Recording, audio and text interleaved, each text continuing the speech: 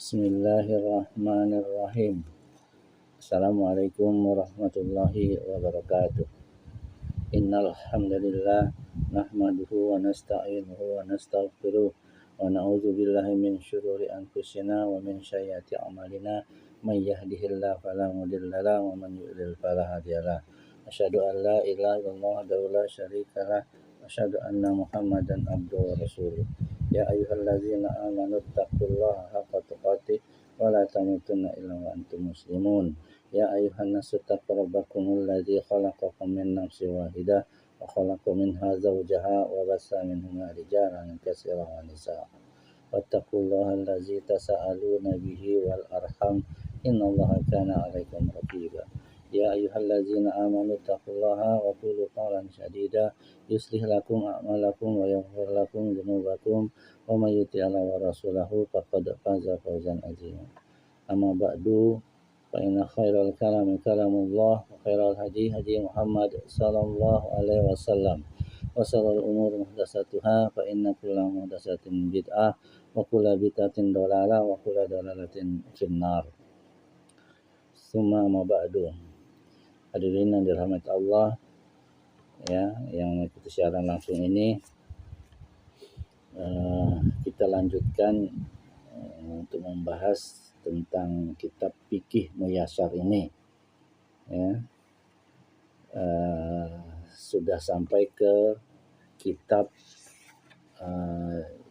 yang ke-10, yaitu kitab jinayat atau tindakan kriminal. Bab 1 sudah kita lalui, sekarang kita masuk ke bab 2, yaitu diyat, ya.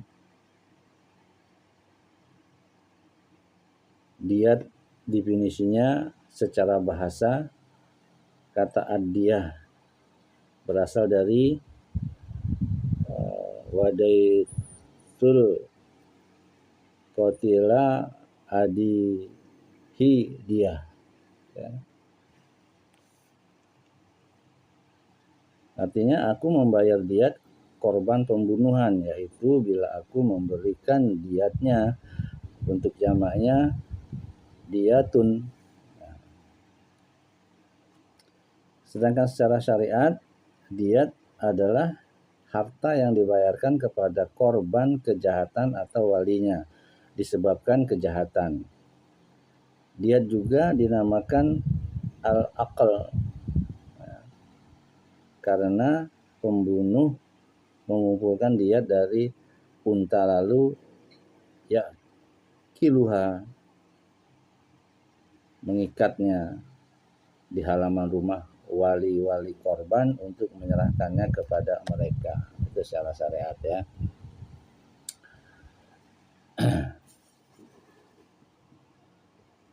Sampai ke rahmat Allah, kita masuk ke bagian yang kedua, itu syariat diyat, juga dalil dan hikmahnya.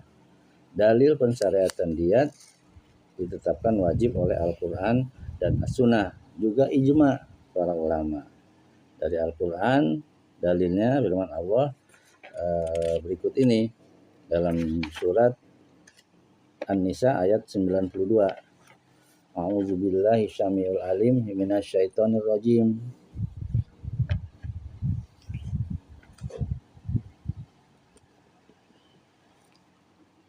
Wa ma kana lil mu'minin ay yaqtula mu'minan illa khata'a wa man qatala mu'minan khata'an fatahriru raqabatin mu'minatin wadiyatun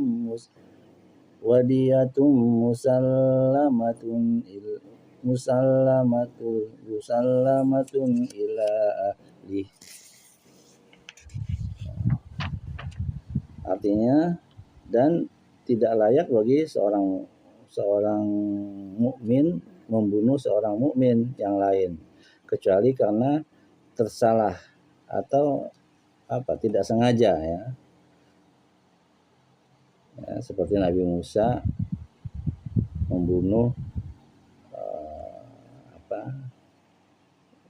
kaumnya, ya, tidak sengaja, karena dia diadukan oleh kaumnya juga bahwa dia itu adalah begini dan begini gitu. Akhirnya dipukul lah, sekali pukul sama Nabi Musa, matilah dia kan. Gitu. Itulah yang dikenal dengan dosa Nabi ya. Dosa yang tidak disengaja, bukan disengaja ya.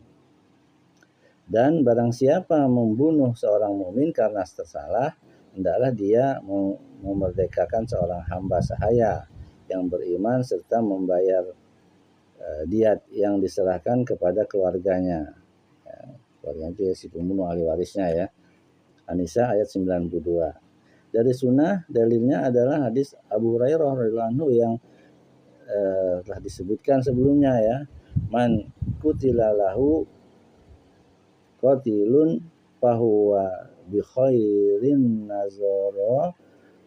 Nazara ini imma an yufda wa imma an yuqtala ya. Barang siapa yang salah satu anggota keluarganya dibunuh, maka dia berhak memilih satu yang terbaik dari dua perkara. Diberikan diat atau pembunuh atau dibunuh lagi ya. Itu ada dua ya.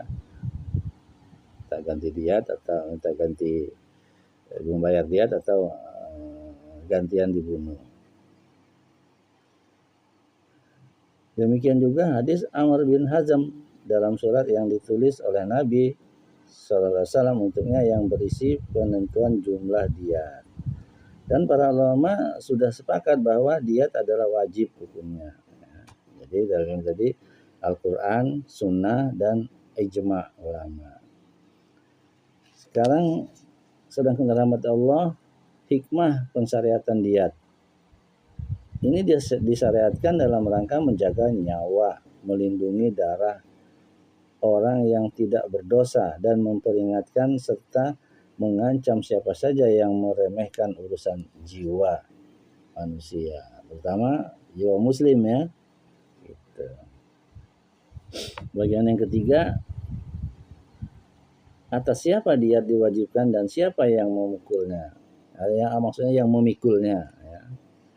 Barang siapa yang melenyapkan manusia atau sebagiannya darinya, maka tidak terlepas dari salah satu dari dua kemungkinan. Yang pertama, ya, bila jinayah yang menyebabkan nyawa orang lain melayang terjadi karena kesengajaan murni, maka dia dipikul oleh pembunuh dari seluruh hartanya. Manakala keluarga korban memaafkan sehingga kisos gugur, karena ganti rugi kerusakan wajib ditanggung oleh perusaknya. Ya, dari firman Allah Tabaraka wa Ta'ala dalam surat Al-An'am ayat 164. A'udzubillahi syamil alim minasyaitonir rajim. Wala taziru waziratun wisra ukhra. Dan seorang yang berdosa tidak akan memikul dosa orang lain. Tidak ada dosa keturunan ya, seperti Nasrani ya. Jadi dosa orang, dosa bapak, dosa ibu, dosa anak, masing-masing menanggung. Yang kedua, bila jenayah ya atau bila jinayah adalah jinayah salah satu yang menyerupai sengaja, maka dia ditanggung oleh akilah. Akilah itu pembunuh ya, akilah. Berdasarkan hadis Abu Hurairah radhiyallahu anhu. Ya. Qada Rasulullah sallallahu alaihi wasallam bi janini amratin min nabi lahyana saqata mayitan bigurratin abdan au amatin summa innal mar'atal lati qada alaiha bil gurru tuwfiyat. Faqada Rasulullah sallallahu alaihi wasallam bi anna mirasaha libaniha wa zawjiha wa annal aqla ala asabatiha.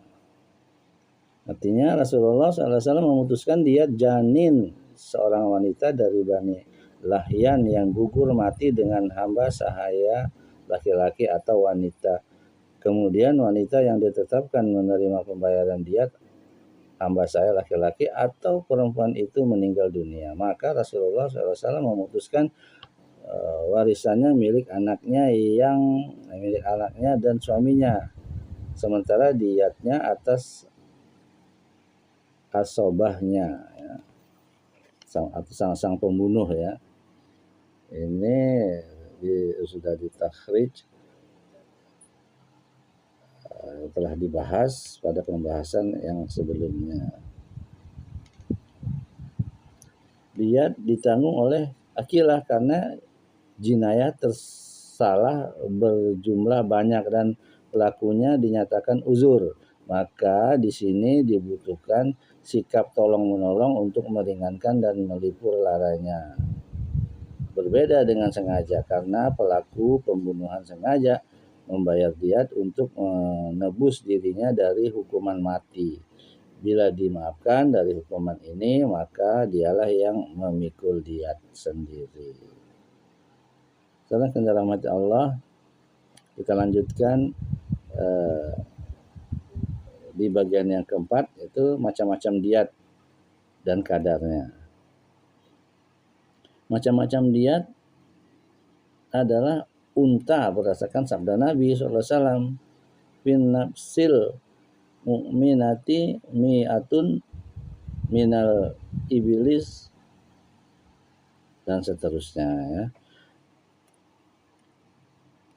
Ini hadisnya diriwayatkan oleh An-Nasa'i nomor 4857, disahihkan oleh Albani dalam Sahih Sunan An-Nasa'i nomor 4513. Ya, artinya pada jiwa yang beriman terdapat diat 100 ekor unta diatnya. Juga sabda Nabi yang lain, ala wa inna qatila al-khata'i sibhil amdima kana bisauti wal asa mi'atun minal ibl. Ketahuilah sesungguhnya diat korban pembunuhan yang salah yang menyerupai sengaja dan dilakukan dengan cambuk dan tongkat adalah 100 ekor unta.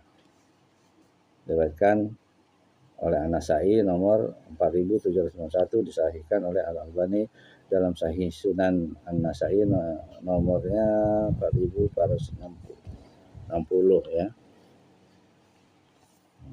Dari berikutnya dari Amr bin Su'aibah dari bapaknya, dari kakeknya, dia berkata, kanat qimatud diyati ala ahdi Rasulullah sallallahu alaihi wasallam sama nami ati dinarin au sama niatal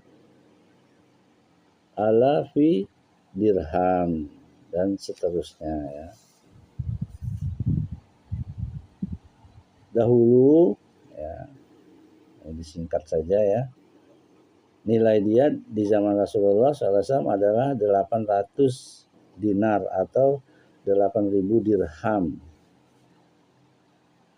Hal ini berlangsung demikian sampai Umar bin Al-Khattab diangkat menjadi khalifah.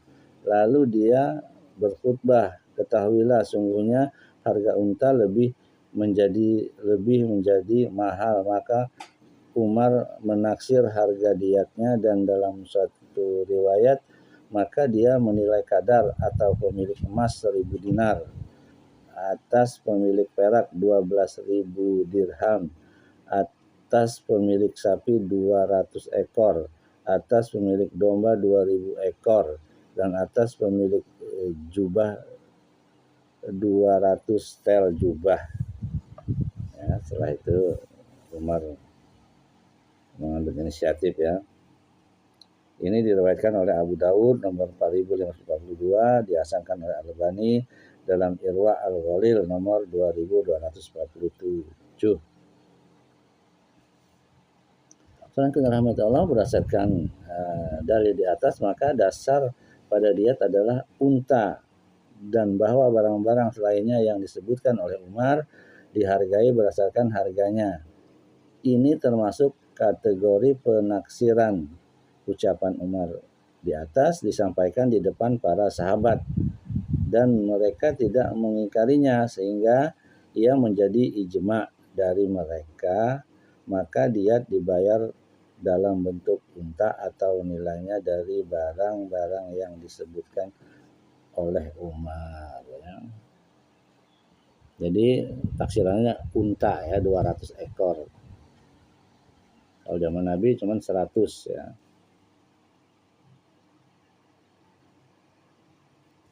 Kalau domba dia 2000 ekor.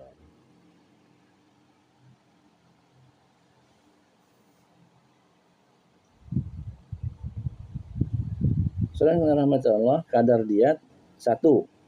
Diat laki-laki muslim merdeka 100 ekor unta. Diperberat untuk pembunuhan yang sengaja dan menyerupai sengaja. Bentuk pemberatannya adalah dari 100 unta tersebut pada 40 ekor bunting ya. Unta bunting. Sebagaimana dalam hadis Amr bin Su'aib dari bapaknya, dari kakeknya yang sudah hadir. Ya. 40 khalifah ya, khalifah. 2. Diat laki-laki ahli kitab merdeka, ahli zimmah atau selainnya adalah setengah diat muslim berdasarkan hadis Amr bin Su'aib dari bapaknya, dari kakeknya bahwa Nabi SAW bersabda, aqlu ahli zimmati nisfu aqlil muslimin. Diat ahli zimmah adalah setengah diat kaum muslimin. Diriwayatkan oleh An-Nasai bab 8 halaman 45 dan At-Tirmidzi nomor 1413 dan beliau menghasankannya, dan Al-Albani menghasankannya dalam Irwa Al-Ghalil nomor 2251. Dalam sebuah lapas, diatul muahidi nisfu diatil muslim. Diat kafir ya, muahid adalah setengah diat muslim. Ya, kadar yang ketiga, kadar diat yang ketiga ya, itu tadi laki-laki. Yang kedua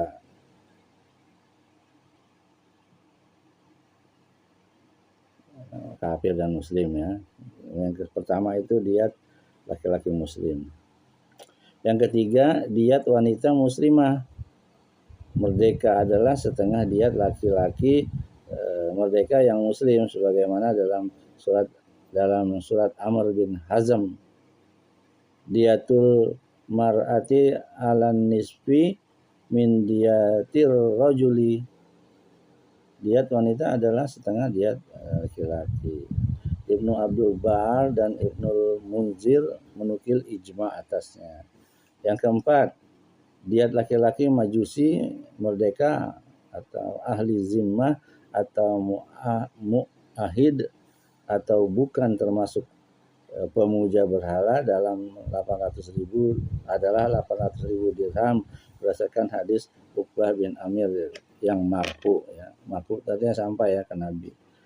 Diatul majusi sama numi ati dirham. Diat majusi ya, majusi itu yang penyembah api ya, adalah 800 dirham. Diriwayatkan oleh Al-Baihaqi dalam sunannya bab 8 halaman 11 dan di dalamnya ada kelemahan, akan tetapi ia merupakan pendapat beberapa orang sahabat dan tidak diketahui adanya penyelisihan. Ya, bisa lihat di kitab Talkhis Al-Khabir ya. Tuh.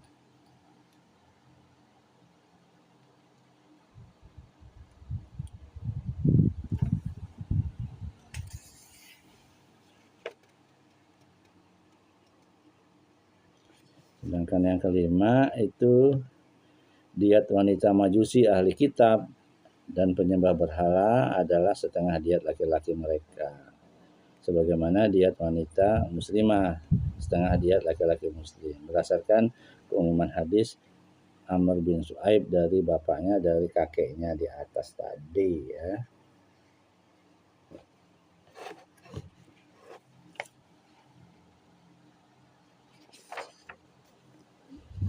Kemudian yang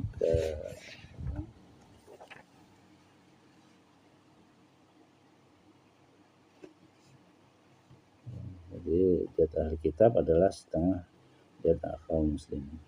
Yang keenam, diat janin bila lahir keguguran karena tindak pidana terhadap ibunya sengaja atau tersalah adalah hamba sahaya laki-laki atau wanita berdasarkan hadis Abu Hurairah radhiyallahu anhu berikut ini.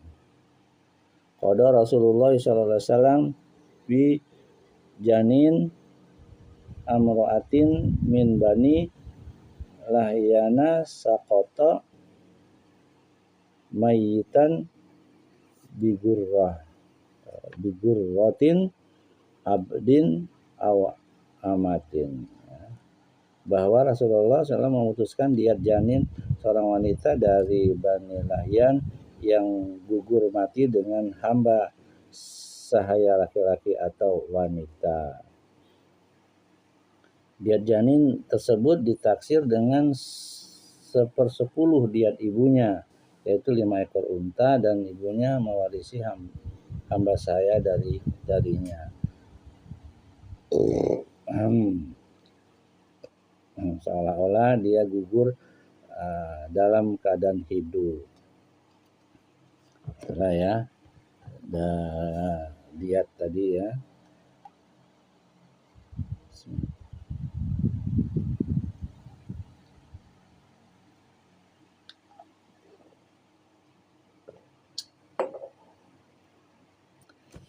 Sekarang bab ketiga.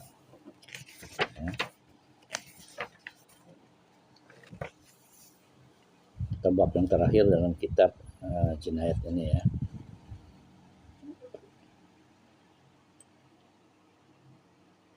Qasamah.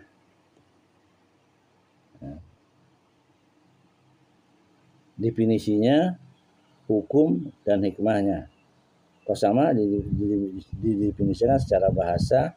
Al-qasamah adalah bentuk masdar dari ucapan mereka yang berarti bersumpah. Secara syariat, qasamah adalah sumpah-sumpah yang diucapkan berulang-ulang menurut klaim korban pembunuhan yang darahnya dijaga oleh syariat. Dinamakan demikian karena sumpah tersebut dibagi atas wali-wali korban. Maka mereka bersumpah 50 sumpah bahwa tergugat membunuh keluarga mereka. Ya. Sekarang bentuk qasamah. Ada korban pembunuhan yang tidak diketahui pembunuhnya, lalu qasamah ditetapkan atas kelompok orang di mana kemungkinan pembunuhannya terbatas pada mereka. Hal itu saat terpenuhi syarat-syarat yang akan disebutkan berikutnya. Syarat qasamah itu disyariatkan ia menetapkan kisos atau diat manakala gugatan tidak didukung dengan bukti atau pengakuan dan ditemukan bukti lemah indikasinya, yaitu adanya permusuhan yang jelas antara korban dengan pihak yang diduga pembunuhnya, seperti balas dendam yang terjadi di antara kabilah-kabilah. Ada yang berkata ia tidak khusus dengan ini, bahkan mencakup segala perkara yang memungkinkan peluang keabsahan gugatan. Ya. Dalilnya cukup panjang ya. Pensyariatan adalah hadis dari Sahal bin Abi Husmah, ya, bahwa Abdullah bin Sahal dan Muhayyisah bin Mas'ud pergi ke Khaybar karena kesulitan hidup yang mereka alami. Lalu Muhayyisah didatangi oleh seseorang dan diberi kabar bahwa Abdullah bin Sahal telah dibunuh dan dibuang ke sebuah mata air atau sumur. Lalu dia mendatangi orang-orang Yahudi seraya berkata kepada mereka, "Demi Allah kalian telah membunuhnya." Mereka menjawab, "Demi Allah kami tidak membunuhnya." Kemudian dia berangkat hingga datang menemui kaumnya. Dia menceritakannya kepada mereka peristiwa tersebut. Kemudian dia datang bersama saudaranya Huwaisyah. Dia lebih tua darinya, bersama Abdurrahman bin Sa'al kepada Rasulullah SAW. Maka Rasulullah SAW bersabda kepada Huwaisyah, Muhayyisah dan Abdurrahman, "Apakah kalian bersedia bersumpah dan berhak atas darah rekan kalian? Dalam sebuah riwayat kalian harus mendatangkan bukti." Mereka menjawab, "Kami tidak memilikinya." Beliau bersabda, "Apakah kalian mau bersumpah?" Mereka menjawab, "Bagaimana bisa kami bersumpah sementara kami tidak menyaksikan dan tidak melihat?" Beliau bersabda, "Kalau begitu orang-orang Yahudi bersumpah untuk melawan kalian." Mereka menjawab, "Mereka bukan orang-orang Islam." Maka Rasulullah SAW membayar diat Abdullah dari dirinya. Lalu Rasulullah mengirimkan 100 ekor unta kepada mereka sampai ia dimasukkan ke halaman rumah mereka. Sahal berkata, "Sungguh aku disepak oleh seekor unta, marah dari diat tersebut." Adalah muttafaqun alaih, ya, yang diriwayatkan oleh Bukhari dan Muslim. Kemudian hikmah qasamah. Ini hikmahnya untuk menjaga nyawa agar tidak melayang sia-sia. Syariat Islam sangat bersungguh-sungguh dalam menjaga nyawa manusia dan melindunginya dari kesia-siaan mereka. Pembunuhan bisa meningkat sementara menghadirkan bukti bisa jadi sulit karena pembunuh telah mencari tempat-tempat sepi untuk membunuh, yaitu dengan merencanakan langkah-langkah untuk menghapus jejaknya. Maka qasamah ditetapkan untuk menjaga nyawa. Ya. Pada kita rahmati Allah, kita lanjutkan ke bagian yang kedua, syarat-syarat qasamah. Ya, ada kurang lebih 7. Yang pertama itu adanya indikasi dan ia sudah dijelaskan. 2, pihak tergugat adalah orang yang sudah mukallaf, maka tidak sah menggugat anak-anak dan orang gila. 3, penggugat juga mukallaf, maka gugatan anak-anak dan orang gila tidak diterima. 4, pihak tergugat adalah pihak tertentu, maka tidak diterima gugatan atas orang yang tidak jelas. 5, dimungkinkannya pembunuhan dari tergugat, maka bila tidak mungkin dia melakukan pembunuhan karena misalnya tergugat jauh dari tempat kejadian perkara dan yang sepertinya, maka gugatan tidak dihiraukan. 6, penggugat tidak kontradiksi. 7, gugatan qasamah dijelaskan secara rinci dan deskriptif, misalnya dengan berkata, "Saya menggugat Fulan bin Fulan bahwa dia telah membunuh keluargaku Fulan bin Fulan dengan sengaja atau menyerupai sengaja atau tersalah." Dia menjelaskan bentuk pembunuhannya. Ya ayuhan nas. Ya, terlanjutkan ke bagian yang ketiga, sifat qasamah ini.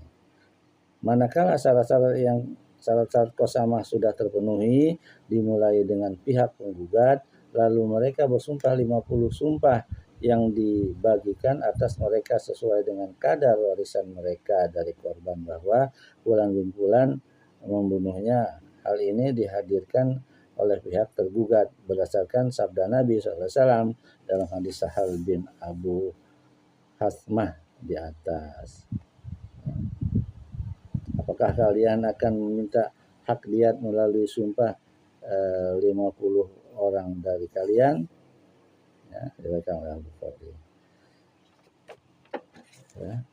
Bila pihak ahli waris yang menggugat menolak bersumpah atau menolak menyempurnakan jumlah 50 kali sumpah tadi ya, maka pihak tergugat dipersilakan bersumpah 50 sumpah bila pihak penggugat menerima sumpahnya berdasarkan sabda Nabi SAW dalam hadis Sahal di atas tadi ya.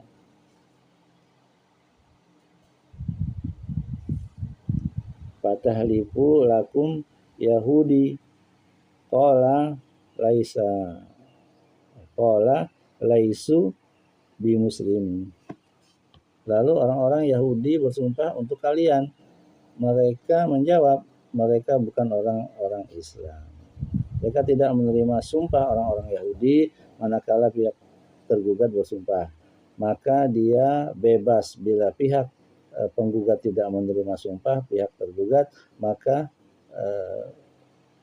pemimpin mengikuti diat korban yang diadili dari Baitul Mal sebagaimana yang dilakukan oleh Nabi SAW. Manakala orang-orang Ansor menolak menerima sumpah orang-orang Yahudi, mereka dalam kondisi ini sudah tidak ada lagi cara untuk membuktikan pembunuhan atas pihak tergugat. Maka ganti rugi wajib ditanggung oleh Baitul Mal agar tidak ada darah muslim yang hilang sia-sia. Barang siapa meninggalkan karena berdesak-desakan, maka ya, barang siapa meninggal karena berdesak-desakan, maka diatnya dipikul oleh Baitul Mal berdasarkan apa yang diriwayatkan dari Ali radhiyallahu anhu bahwa dia berkata kepada Umar tentang orang laki-laki yang menjadi korban keramaian Arafah, wahai Amirul Mukminin, nyawa seorang muslim tidak patut melayang sia-sia. Bila engkau mengetahui pembunuhnya, maka hukumlah dia, dan bila tidak, maka bayarlah dia dari Baitul Mal. Itulah yang sedang Allah sudah selesai bab jinayat ini atau tindak kriminal ya. Mudah-mudahan ini bermanfaat untuk diri saya dan diri antum semua. Kebenaran itu hanya milik Allah dan kesalahan itu adalah milik diri saya sendiri karena kebodohan saya, karena minimnya ilmu saya. Kita selalu berharap kepada Allah ya agar selalu diberikan ilmu yang bermanfaat, rezeki yang halal, amalan yang diterima. Allahumma inni as'aluka ilman nafi'an wa rizqan thayyiban wa amalan mutaqabbalan. Kita tutup dengan kafaratul majelis ya. Allahumma qsim lana min khasyatika ma tahulu bihi bainana wa baina ma'asik wa min ta'atika ma tuballighuna bihi jannatak wa min al-yaqini ma tuhawwinu bihi alaina masa'ibad dunya. Allahumma matti'na bi asma'ina wa absarina wa quwwatina ma ahyaitana waj'alhu al-waritha minna waj'al fa'rana 'ala man zalamana wansurna 'ala man adana wala taj'al musibatana fi dinina wala taj'alid dunya akbar minna wala mablagha ilmina wala tusallit alaina man la yarhamuna. Ya Allah, berilah kami rasa takut kepadamu, rasa takut yang dapat menghalangi kami dari maksiat kepadamu. Berilah kami ketaatan kepadamu, ketaatan yang dapat menghantarkan kami ke dalam surgamu. Berilah kami keyakinan-keyakinan yang dapat meringankan kami dalam menghadapi musibah dunia. Ya Allah, berilah kami kenikmatan pendengaran penglihatan serta kekuatan kami selama Engkau hidupkan kami. Jadikanlah semua itu sebagai warisan kami. Jadikan balasan kami atas orang-orang yang menzalimi kami. Tolonglah kami dari musuh-musuh kami. Janganlah Engkau jadikan musibah kami dalam urusan agama kami. Janganlah Engkau jadikan dunia sebesar-besar tujuan kami. Janganlah Engkau jadikan dunia sebagai puncak ilmu kami. Janganlah Engkau kuasakan kami kepada orang-orang yang tidak menyayangi kami. Subhanakallah bihamdik asyhadu an la ilaha illa anta astaghfiruka wa atubu ilaik. Assalamualaikum warahmatullahi wabarakatuh.